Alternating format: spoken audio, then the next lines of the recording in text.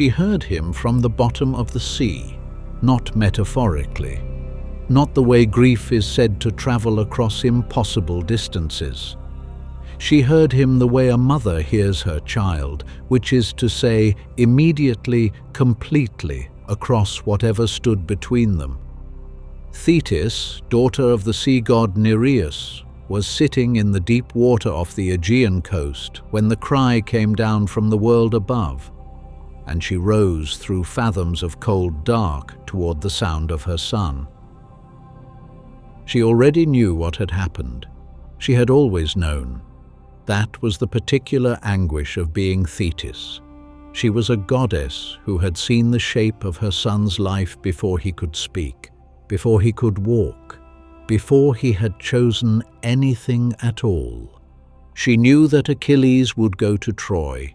She knew what Troy would cost him, and she knew, rising now through the green dark toward the surface, that the cry she was answering was the sound of a man discovering, in full, in his body, in the unbearable specificity of a name, what glory actually means.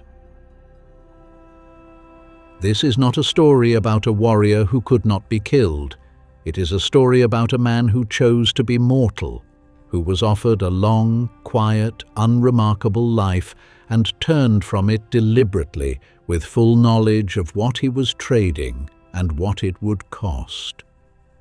Homer understood this, and the Iliad, composed somewhere around the 8th century BCE, is built on that understanding from its very first line. The rage of Achilles, Homer calls it, but beneath the rage, always the choice. To understand the choice, you must first understand the woman who could not unmake it. Thetis was a sea goddess of considerable power, and she was also a mother in the most painful sense, one who loves absolutely and can protect only partially. She had learned from prophecy that her son faced a division in his fate. 2 roads, one led to a long life, a peaceful household, old age in Thea, children who would forget him a generation after his death. The other led to Troy, to war, to a death that would come young and certain, and to a glory so absolute that 3,000 years would not be enough to wear it down. Later stories would have Thetis carry her infant son to the river Styx and dip him in its waters, rendering him invulnerable everywhere but the heel by which she held him. This is not Homer. Statius, writing the Achilles in the 1st century CE, many centuries after the Iliad, gives us that image in its most familiar form, and it passed into the wider tradition and stayed there. Homer's Achilles is mortal in the way all men are mortal. He bleeds, he grieves, and he knows with extraordinary clarity that he will die beneath the walls of Troy. His invulnerability is not physical. It is something else entirely.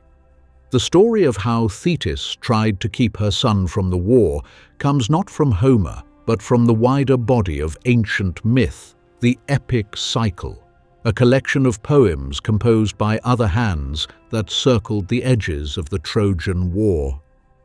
The Cypria, one of those poems, gives us Skyros. Homer's own Iliad actually tells a different story. In it, Achilles remembers leaving his father's house in Thea directly, willingly, sailing to Troy with Patroclus at his side. But the Skyros story proved too powerful to lose, and it persisted, because it understood something true about the man, even if the timeline does not hold. In that tradition, Thetis hides her son on the island of Skyros in the household of King Lycomedes, dressed as a girl among the king's daughters. Achilles lives there, his true nature pressed flat beneath a performance of something it is not, while the armies of Greece assemble on the other side of the Aegean.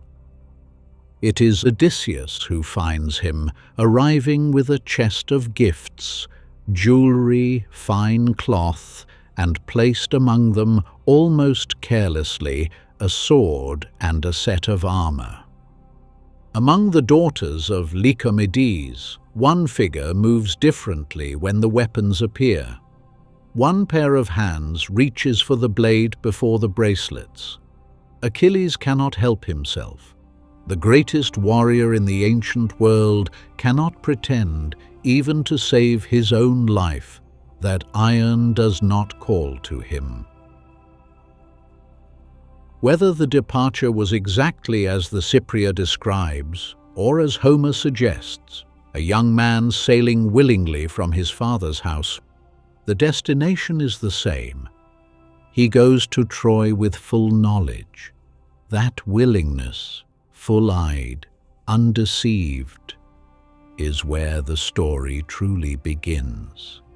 The Iliad opens in the 10th year of the siege. Troy is still standing. The Greek armies are entrenched on the beaches, the war having become the permanent condition of their lives, and into this grinding deadlock, Achilles arrives as the fact around which everything else must organize itself. He is the son of a goddess and a mortal man, and he carries in his body the tension that combination produces, the reach of the divine, the vulnerability of the human, and the knowledge, always the knowledge, that he will not leave this place alive. His closest companion is a man named Patroclus. The Iliad presents their bond with extraordinary intensity. Two men whose lives have become so entangled that to wound one is to wound the other. Later, ancient writers, including Plato and Aeschylus, read their relationship as romantic. Homer himself is less explicit. What the Iliad makes undeniable is this: that Patroclus is the living person Achilles loves most, and that love is the engine that will drive the poem to its conclusion. The quarrel that begins the Iliad is, on its surface, about honor. Agamemnon, king of Mycenae and commander of the Greek forces, is forced to return a woman named Chryseis to her father, a priest of Apollo whose prayers have brought plague onto the Greek camp.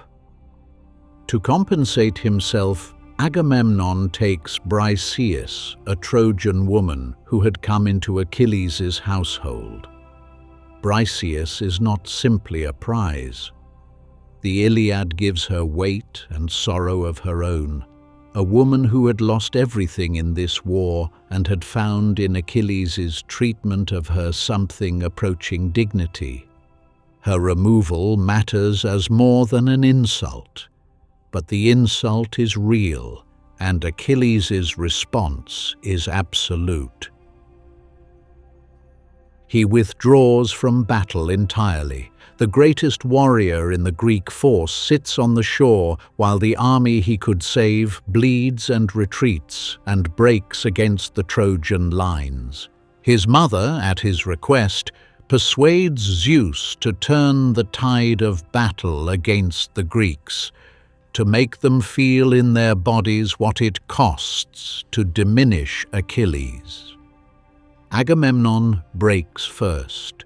He sends an embassy into the dark, Phoenix, Ajax, and Odysseus, walking the shoreline to Achilles' tent with extraordinary offers: treasure, the return of Briseis, kingdoms, daughters in marriage. Anything, just come back. Achilles refuses, but not calmly, not with the composure of a man at peace with his decision.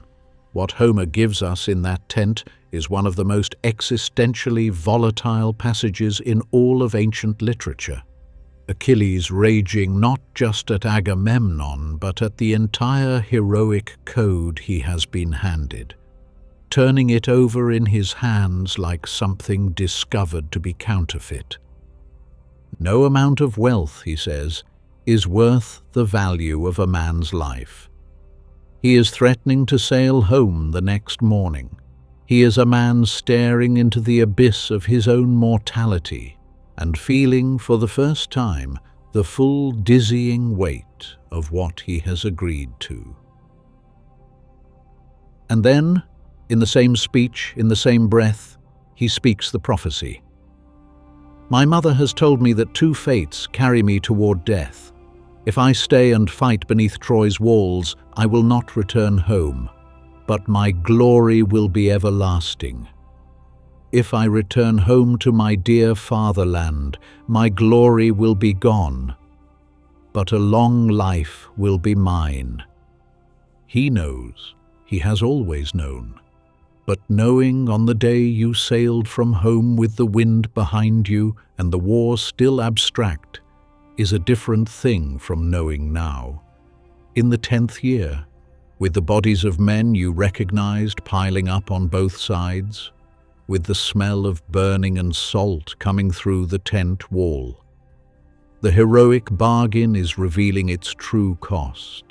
And Achilles is looking at it without flinching and without false comfort. He refuses the gifts. He refuses the kingdoms.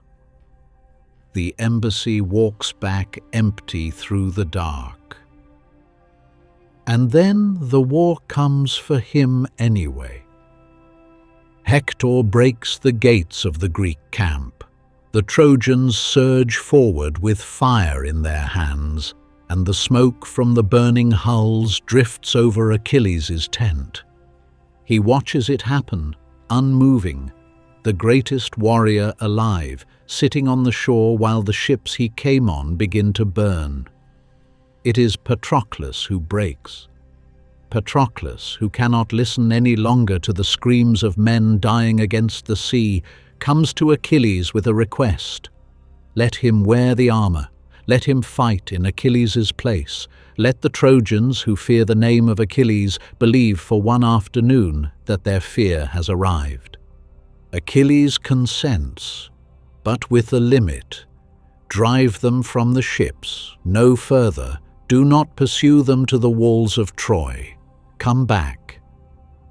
Patroclus agrees. He puts on the armor. He goes out. The Trojans break.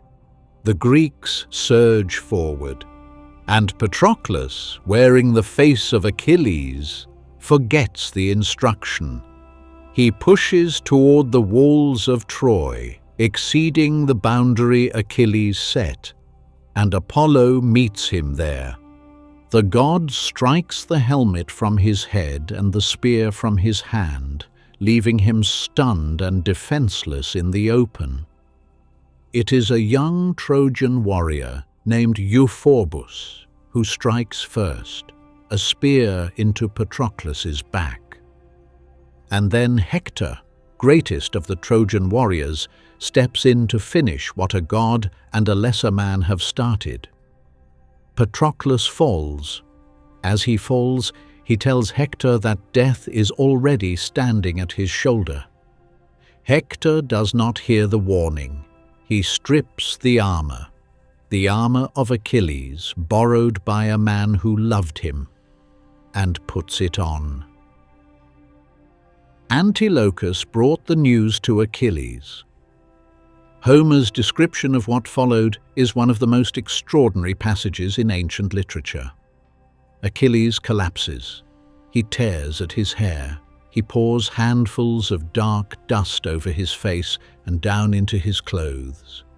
He cries out, and the sound goes down through the water to Thetis on the sea floor, and she rises again through the cold dark, already weeping, because she knows what comes next. The grief of Achilles is not the grief of a soldier who has lost a comrade. It is the grief of a person who has lost the reason he was standing at all. Everything, the quarrel, the withdrawal, the refusal of the embassy, had the structure of a man who still believed he was choosing. Now the choice has been made for him by someone else's death, and what remains is not a decision, but a consequence. He returns to battle, not for Agamemnon, not for Greece, for one purpose only. Thetis goes to Hephaestus, the divine smith, and asks for new armor, because Hector is wearing the old. That detail matters. When Achilles chases Hector around the walls of Troy, he is chasing a man wearing his own silhouette, his own face, his own bronze, moving against him through the dust. What Hephaestus forges in return is a shield unlike anything ever made. On it he worked 2 cities, one at peace, with weddings and courts of law and people going about their ordinary lives, one at war, besieged, its fields stripped and its young men dying. Around them he placed the earth and the sea and the sky, the constellations, the seasons, the entire compass of human life pressed into bronze. A whole world given to a man about to leave it. The chase of Hector around the walls of Troy, 3 full circuits, Apollo running beside Hector to give him strength, Athena deceiving him at the last, is one of the great images of ancient poetry. 2 men at the absolute limit of what a human body can do, the walls of Troy above them, the watching armies on both sides locked into a silence that is not quite watching and not quite prayer. Hector stops. He turns. He faces what is coming because he is Hector. And this is what Hector does. Achilles kills him, and then he drags the body behind his chariot around the walls of Troy, day after day after day. Troy watches from the ramparts. The gods watch from Olympus. Even those who have favored the Greek cause find it difficult to maintain the position. Grief made purposeful becomes something else. Achilles is doing this to himself as much as to Hector's body because Patroclus is still dead and no amount of this will change it. Then, on the 12th night, an old man crosses enemy lines alone. Priam, king of Troy, aged and broken, carrying ransom for his son's body, walks unarmed into the camp of the man who killed him. Hermes guides him through the Greek lines in secret. He enters Achilles' tent. He kneels before the man and takes his hands, the hands that killed Hector, and he asks, in the name of Achilles' own father Peleus, an old man far away who will also one day bury his son, "Give me back what is mine." Homer's scene in that tent is the still center around which the entire Iliad has been turning. 2 men who have no reason to understand each other, sitting together in a firelit tent at the edge of a ruinous war, held in the same grief. Achilles weeping for Patroclus, Priam weeping for Hector. The greatest warrior in the world and the king of the city he came to destroy, sharing for one night before the world resumes something that looks very much like recognition. Achilles agrees. He returns the body. He grants 12 days of truce for the funeral rites. He will be dead before the truce ends. The death of Achilles is not in the Iliad. Homer ends before it arrives, and the silence feels deliberate. The poem has already said everything it came to say. The death is preserved in the epic cycle, in the Aethiopis, Paris's arrow, guided by Apollo. The heel, as the tradition came to be told, that specific and singular vulnerability, belongs to the later elaborations, the story the mythological imagination built around a death too symbolic to arrive by accident. But the shape of it was always known. Achilles knew it. The mechanism of the arrow was a detail. The fact of the death was the whole point from the beginning. What the Greeks understood, and encoded in this story with a precision that has not been improved upon in 3,000 years, is that the greatness of a person and their capacity for destruction are not different things. Achilles' rage, his absolute refusal to compromise, his pride that will not bend, these are the same qualities that make him the greatest warrior alive. You cannot separate them. Homer does not try to resolve this. He presents it plainly and lets it stand, and then he writes the scene in the tent. Two enemies weeping. The body returned. The truce granted. That scene is not a contradiction of everything that came before. It is the argument the entire poem has been building toward. That beneath the armor, beneath the glory, beneath the rage and the grief, there is still a person, still capable, at the absolute limit of himself, of something that looks very much like grace. Later in the Odyssey, Odysseus travels to the underworld and meets Achilles among the dead. He tells him what any sensible man might offer a fallen hero, that his name is still great among the living, that his glory has outlasted him. Achilles says, "Do not speak to me of glory in the underworld. I would rather be the lowest laborer of all and live above the ground than be king here among the dead." That is the weight Homer leaves us with, not the clean arc of a man who chose glory and was proved right, but a man standing in the dark, looking back at the light and mourning the long quiet life he turned away from before he was old enough to understand what he was giving up. The choice was real, the cost was real, and Homer's deepest gift, across all the centuries between his world and ours, is that he does not resolve the question for us. He lets us look at the ashes, look at the weeping man in the underworld, and decide for ourselves what that choice actually cost. The glory was real. So was everything it consumed to get there.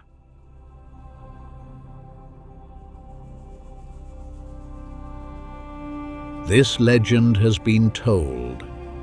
Subscribe and return to Aeonkeep.